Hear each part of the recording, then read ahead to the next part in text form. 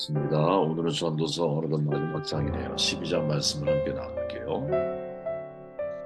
1절 말씀입니다. 너는 청년의 때에 너의 창조주를 기억하라. 곧 권고한 날이 이르기 전에 나는 아무 낙이 없다 할 해들이 가깝기 전에 죽음은 삶을 위한 추진력이다라는 제목으로 12장 말씀을 정돈하도록 하겠습니다. 전도자는 젊을 때의 창조주를 기억하라고 말하죠. 이사야서 40장에 의하면 창조주는 피곤치 아니하며 곤비치 아니하며 명철이 한이 없으며 피곤한 자에게 능력을 무능한 자에게 힘을 주시는 분으로 소개하고 있죠.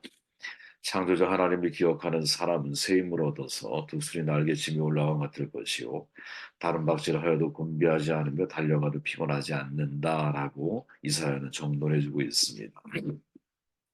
그렇게 우리가 젊을 때 하나님을 기억한다라는 것은 얼마나 중요한 일인가. 새 힘을 얻는 길이고 독수리가 날개치며 올라간 것 같을 것이고 다른 박질하여도 곤비하지 않고 달려가도 피곤하지 않는 무능한 자에게 힘을 주시는 바로 그 하나님으로 인하여 젊음을 젊음답게 인생을 살아갈 수 있는 사람이 될 수 있다. 우리 이렇게 해석할 수 있겠죠. 창조주 하나님은 청년에게 꿈과 소망을 주시죠. 청년을 아름답게 하십니다. 하나님을 모르면 청년이라도 피곤하여 쓰러지죠. 청년이 청년답게 살기 위해서는 창조주 하나님을 기억해야 한다라고 말을 합니다. 전도서 12장을 통해서 한 사람이 어떻게 늙어가는지를 우리에게 보여주고 있는데 하나의 집이 점점 쇠락하고 낡아가는 것을 비유로 해서 사람이 늙어가는 것을 형상언어로 표현하고 있습니다. 그리고 그 과정을 통해 나이든 솔로몬, 코엘렛이죠. 젊은이들을 향해 하나님을 경외하며 살라고 정돈하고 있죠. 이와 같이 이 모든 내용들을 통해 전도자가 전하고자 하는 마지막 교훈이 무엇일까? 저는 그것이 바로 죽음을 기억하는 것은 너무나 중요한 일인데 왜 죽음은 삶을 위한 추진력을 제공하기 때문이라는 것이죠. 이것이 전도서의 중요한 메시지 가운데 하나가 아닐까 하는 생각을 해봅니다. 다시 1절 말씀을 읽어보면 너는 청년에 대해 너희 창조주를 기억하라. 젊을 때 창조주를 기억해야 한다라는 것이죠. 왜 하필 청년에 대해일까? 나이가 들면 창조주를 기억할 필요가 없다는 말일까? 뭐 전혀 그런 말은 아니죠. 우리가 나이가 들면서 깨닫게 되는 것이 하나 있잖아요. 젊음도 한때라는 것이죠. 저도 돌아보면 지금도 머리가 제 생각은 아직도 20대, 30대 같은데 어느덧 숫자는 5학년이 되어 있잖아요. 그죠? 그리고 나이 들면서 가능성이 점점점 사라져 간다라는 어느덧 인생의 마지막이 이제는 피부에 점점 느껴진다라는 거. 그리고 돌아보니까 가장 후회가 남는 것이 뭘까? 젊을 때 내가 쓸모없이 시간을 낭비했던 것. 아, 이게 정말 많은 아쉬움을 나에게 남기는다. 이걸 절실하게 깨닫잖아요. 그죠? 전도자는 3절로 6절까지 해서 젊음이 주는 축복들이 사라지는 것을 하나하나 언급하죠. 공고한 날이 이르고 아무 즐거움이 없는 날이 이른다. 해와 달과 별이 아주 보이지 않는 때가 오는다. 한마디로 말하면 꺼져가는 등불과 같은 풍경을 우리에게 소개해주고 있죠. 아름답게 떠오르는 태양이 지고 어둠이 짙게 깔리는 때, 그런 때가 다가옴을 경험하는 전도자가 들려주는 이야기는 노년에 떨어지는 낙엽과 같은 쓸쓸함을 느끼게 하죠. 저는 낙엽의 심리학이라고 하는 책이 있는데 그 책을 읽으면서 노년의 쓸쓸함을 느끼게 돼요. 동시에 희망적인 메시지를 봐요. 떨어지는 낙엽, 그것으로 끝이 아니잖아요. 떨어져서 썩어버리면 새 생명을 잉태하게 하는 양분이 되죠. 이 두 가지의 모습이 공존해 있는 그러나 어느 한편만 놓고 보면 쓸쓸함이고 떨어지는 낙엽 같기 때문에 또 어느 한편으로는 재탄생되는 희망적인 메시지가 그 속에 담겨져 있죠. 청년이란 전통적으로 도전, 열정, 희망, 젊음의 아이콘이죠. 청년의 과정이 지나면 장년이 되고 곧 어느새 인생의 겨울인 노년의 시기를 만나게 됩니다. 전도자는 청년들에게 소중한 팁을 전해주고 있죠. 바로 청년의 때는 창조주 하나님을 기억해야만 한다라는. 일반적으로 청년들의 특징을 말할 때 개인적인 성숙도의 차이가 분명히 존재하지만 청년들은 자기의 힘과 능력, 지식, 이성, 감정에 아주 충실하죠. 그래서 그때는 막 뇌가 막 터져나갈 듯이 매일매일 아주 활동적이고 에너지가 있다 보니까 다른 사람의 이야기 잘 수용하지 않아요. 그죠? 내가 가지고 있는 꿈, 비전, 도전하기 원하고 끊임없이 자기의 가치를 추구하며 인생을 살아가려고 하죠. 더더군다나 종교적인 면에서 생각이 다르면 아예 귀를 닫아버리죠. 주일 예배 드리고자 하면 그들은 말해 왜 나의 소중한 시간을 침범하느냐. 참 이상해요, 젊었을 때. 물론 젊었을 때 하나님께 붙들려 인생을 살아가는 사람들도 있지만, 그러나 많은 젊은이들이 우리 한국 교회가 경험했던 과거에 쓴 아픔이 뭡니까? 고등학교 마치고 대학 가면 다 교회를 떠나더라. 우리가 직접 목격했잖아요. 그죠? 왜 그랬을까? 우리가 참 교육적인 면에서 성공했을지 모르지만 신앙의 전수적인 면에서, 즉 양육적인 면에서는 우리가 실패했다라는 거죠. 선조들이 경험한 믿음의 경험을 우리의 젊은이들도 같이 경험했어야 되는데 같이 공유할 만한 신앙의 공동체적인 교육이 이루어지지 못했던 것이죠. 돌아보면 너무 마음이 아프죠. 아프면 뭐합니까? 언제까지 후회만 할 거예요? 우리가 할 수 있는 것을 해야죠. 우리의 가족들부터 해서 함께하는 동안 정말 우리 이임 공동체라고 하는 가족을 통해서 공동체 안에서 공동체적으로 온 세대 교육이 이루어져야 되는 것이죠. 청년의 때 인생에 아주 중요한 기초를 세우는 시기잖아요. 공부, 취업, 건강, 몸을 바꾸는 것, 다양한 경험, 온몸으로 얻어가는 여행, 스포츠, 정말 할 일도 많고 하고 싶은 계획도 많습니다. 이 모든 것은 다 소중한 개인들의 목표거든요. 그런데 전도자가 더 중요한 것이 있다고 말하죠. 그게 뭐예요? 창조주 하나님을 기억하라. 지금이 전도자 코엘레 솔로몬은 여러분 자기가 하고 싶은 걸 다 한 사람이에요. 정말 젊은 때 화려하게 인생을 살았죠. 세상적으로 놓고 볼 때. 그런데 세상적으로 화려한 인생을 살아갔던 것만큼 알맹이가 있는 삶을 살아왔느냐? 아니라는 거죠. 오히려 내가 내 마음이 원하는 것을 금하지 않는 삶, 예수님과 정반대죠. 예수님은 하나님이 내게 하라고 주신 일에 초점을 맞춰서 인생을 살아왔다면 솔로몬은 하나님이 주신 지혜를 가지고 내 마음이 원하는 것을 금하지 않는 삶을 살아왔거든요. 그런데 그 결과 돌아보니까 겉은 화려한 것 같고 내 꿈을 이룬 것 같고 해보고 싶은 거 다 해본 삶이었는데 무엇을 놓치고 살았어요? 내가 하나님을 놓치고 살아왔다라는 거죠. 사실은 이게 여러분 젊었을 때는 이게 크게 다가오지 않아요. 나이 들어가면 갈수록 아 이건 이게 아니었구나. 미세한 차이거든요. 젊었을 때 내가 하나님을 기억하며 살아가는 것, 정반대로 내가 젊었을 때 하나님을 놓치고 살아가는 것. 미세한 작은 차이처럼 보이지만 여러분 여기에서의 1도 차이가 우주로 나아가면 어마어마한 거리로 벌어지듯이 내 인생의 방향이 내가 하고 싶은 일을 하려고 하느냐 하나님이 내게 하라고 주신 일을 하려고 하느냐 요 미세한 차이처럼 보이는 차이가 궁극적으로는 그 사람의 인생의 마지막을 완전히 다르게 만들어낼 수 있다라는 거죠. 그럴 때 콜로모는 반면교사의 자기의 삶을 돌아보면서 뭐라고 말하는 거예요? 야, 젊었을 때 창조주 하나님을 기억해야 돼. 그 차이가 인생의 마지막에 너무나 큰 차이를 만들어내. 이렇게 말하죠. 7절, 흙은 여전히 땅으로 돌아가고 영은 그것을 주신 하나님께로 돌아가기 전에 기억하라. 이 솔로몬이 하는 말이니까 이 말이 가슴속에 많이 와닿는 거죠. 그죠? 흙으로 돌아가기 전에 하나님을 기억해라. 전도자 육신의 죽음 이후에 흙으로 돌아가고 영은 하나님께로 하나님께서 계신 곳 바로 그곳으로 다시 돌아간다라고 정론하죠.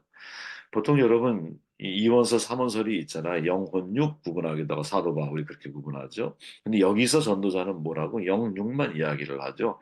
영육만 이원설로 구분한 것인지 아니면 영혼육이 있는데 두 가지만 말한 건지는 모르겠어요. 아무튼 여기는 두 가지만 이야기한다는 거야. 그래서 흙은 어디로? 왔던 데로 돌아가, 흙으로. 우리의 몸은. 영은 어디로? 생기를 불어넣으니 생명이 된지라. 우리에게 생기를 불어넣으신 하나님께로 당연히 돌아가겠죠. 아주, 아주 명료하게 정돈해주고 있어요. 그죠? 그곳으로 다시 돌아가서 내가 살아온 나의 삶에 대한 하나님의 심판을, 하나님의 판결을, 또 하나님의 어떤 진단을 우리는 받게 되겠죠. 전도서는 1절에서 7절에 이르기까지 노세의 과정을 비유로 상세하게 설명해 주고 있는데 노세의 짓으로 점점 인생의 즐거움은 사라지고 영생의 소망이 없는 자는 빛이 제대로 비추지 않는 어둠의 영에 사로잡혀 음울한 시간들을 보내게 되고 몸도 이전과 같지 않고 근력도 없어지고 기력도 쇠하여지고 눈도기도 어두워져 손과 발도 떨리고 제가 요즘에 이걸 느낀다니까요. 네?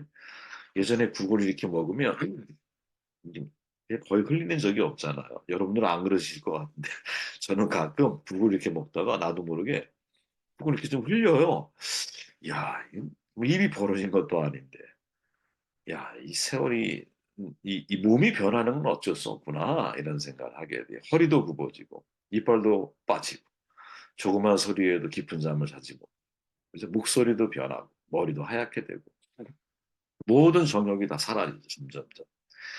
그러니까 죽는 순간에 육신과 영혼이 분리돼서 육신의 항아리는 깨져서 흙으로 돌아가고 영혼은 영원한 집으로 돌아가겠죠 하나님께로.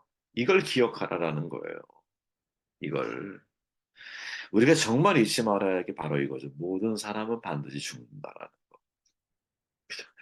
사람이 탄생의 순간을 경험하듯이 반드시 육신의 죽음을 맞이하게 될 거예요. 전도자는 이거를 그토록 강조했죠. 9장에서도 보면 인간의 마음에는 악이 가득하여 그들의 평생에 미친 마음을 품고 있다가 후에는 죽은 자들에게 돌아가는 것이라. 네. 죽음 이후에 인생으로 돌아간다. 죽음 후에는 인생은 돌아간다. 이렇게 말하죠. 돌아간다라는 뜻 이게 뭡니까? 온 곳이 있다라는 거예요. 그죠? 왔으니까 돌아가는 거 아니야. 무엇이 기다리고 있을까? 무신론자들은 소멸되어 아무것도 남지 않을 거예요. 불교는 계속 윤회의 과정으로 갖가지 모습으로 되풀이될 거예요. 그러나 기독교는 하나님께로 돌아가는 어떤 사실을 믿으십니까? 여러분 그거 아세요? 불교든 무신론이든 힌두교든 그 어떤 종교든 내세를 경험해보고 말하는 사람들이 아니라는 거예요. 이해되시죠? 죽음 이후 경험해보고 말하는 사람들이 아니야. 이 사람들은 윤회해 봤습니까? 어떤 것이 옳을까? 여러분 여기에는 우리가 참 집요하게 생각을 해야 한다고 저는 생각을 하거든요. 저는 세상 사람들이 하나님에 대해서 고민하지 않는 게 사탄이 지금 최고의 전술이라고 봐요. 전술. 그죠? 생각하지 않게 만드는 것. 궁극적인 질문을 던지지 못하게 하는 거죠. 저는 조금만 생각해 보면 기독교가 얼마나 논리적이고 그리고 이렇게 명확하게 답을 제시하는 종교는 정말 기독교밖에 없다고 저는 생각을 하거든요. 죽음 이후의 삶에 대해서 이토록 명확한 게 어디 있습니까? 그죠? 히브리 기자 말하죠. 일관된 얘기를 해요. 한 번 죽는 건 사람에게 정해진 거야. 그 후에 심판이 있을 거다. 전도서도 말하잖아요. 하나님의 모든 행위와 모든 은밀한 일을 선악간에 심판하시리다. 이게 12장에서 결론이거든요. 우리는 죽음을 맞이할 준비가 되어 있느냐? 어떤 죽음을 맞게 될까? 하나님을 기억하고 죽음을 맞이할 것인가? 아니면 기억하지 못하고 죽음을 맞이할 것인가? 이건 전적으로 나의 책임인 거죠. 하나님을 기억하다가 죽음을 맞이하실 거예요? 아니면 하나님을 기억하지 못하다가 죽음을 맞이하실 겁니까? 부디 바라기는 하나님을 기억하며 죽음을 맞는 종들이 되시기를 바래요. 13절 제일 중요한 구절입니다. 일의 결국을 다 들었으니 하나님을 경외하고 그의 명령을 지킬지어다. 이것이 모든 사람의 본분이니라. 되게 재밌는 표현이에요, 여러분. 지금 전도자가 하는 말이 뭐니까 지금까지 일의 결국을 내가 다 말했다라는 거야. 그죠? 결국을 다 들었지? 그러니까 하나님을 경외해. 그렇게 인생을 살아야 돼. 이렇게 말하잖아요. 그런데 일의 결국 다 들었다라고 말한 앞의 내용은 다 뭐예요? 헤벨. 허무한 것들을 이야기하고 있거든요. 그리고 마지막 12장에서는 야, 죽음이 있어. 흙으로 돌아갈 거야. 그러니까 돌아가기 전에 하나님이 기억해. 이렇게 정돈해 가고 있는 거거든요. 자신의 글을 마무리하면서 흙으로 돌아가기 전, 또 그 앞에는 청년의 때에 하나님이 기억해야 돼. 이렇게 말을 해요. 우리가 알지만 코엘렛의 글을 시작할 때 끊임없이 반복한 게 뭐예요? 해 아래 새 것이 없다. 글을 마무리하면서 과거, 오늘, 미래의 모든 기억까지도 죽음과 함께 완전히 사라질 날을 지금 전도자가 말하고 있거든요. 인간의 개별적인 죽음을 말하지만 동시에 너의 창조자 하나님을 기억하라고 연결시키고 있거든요. 그러니까 삶과 죽음의 어느 것 안에 우위를 두지 않고 있어. 그가 외치고 있는 해배, 허무함이라고 하는 것은 염세적이고 절망적인 표현만이 아니라 삶의 덧없음을 상기시키면서 그것을 누구와 연결을 해? 창조주 하나님과 연결을 하고 있거든요. 다시 말하면 그냥 세상을 비관하고 비관적인 세상을 노출시키는 혐오주의자, 염세주의자가 아니야, 이 전도자는. 세상의 덧없음을, 허무함을 노출시키면서 그것을 어떻게 결론을 짓고 있어요? 그러니까 창조주 하나님을 기억해야 되는 거야. 하나님을 경외해야 하는 거야. 이렇게 말하고 있다는 거죠. 저는 여러분 이게 사실은 우리가 전도자가 앞서 12장, 11장까지는 다 뭐예요? 허무, 허무, 허무, 허무. 헤벨, 헤벨. 그러다가 마지막에 어떻게? 그러니까 창조주 하나님을 기억해야 돼요. 젊었을 때. 그리고 흙으로 돌아가기 전에 하나님을 기억해야 돼. 이렇게 말하고 있다라는 거죠. 그러면 여러분 생각해 보십시오. 이것이 우리에게 전해주려고 하는 진짜 교훈이 뭘까? 그 앞에 그토록 말하고 있는 해배, 그죠? 이 허무함이라고 하는 것, 죽음의 허무함이라고 하는 것, 이 허무함이 오히려 무엇? 삶을 살아가게 만드는 추진력이 될 수 있다.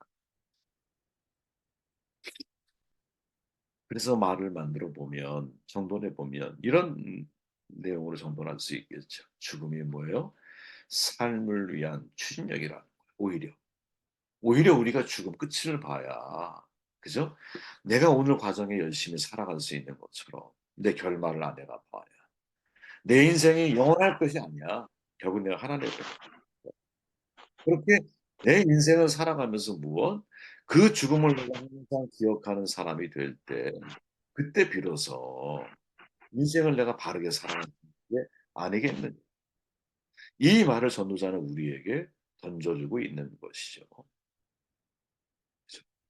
그래서 저는 지금 마지막에 한 단어로 이제 메시지를 정돈하려고 노력하는데, 전도서에 대해서 만약에 한 단어를 떠올린다면, 야, 이건 인생을 내가 살아갈 수 있는 중요한 방법이 뭐냐? 죽음을 바라보고 인생을 살아가는 거죠. 죽음을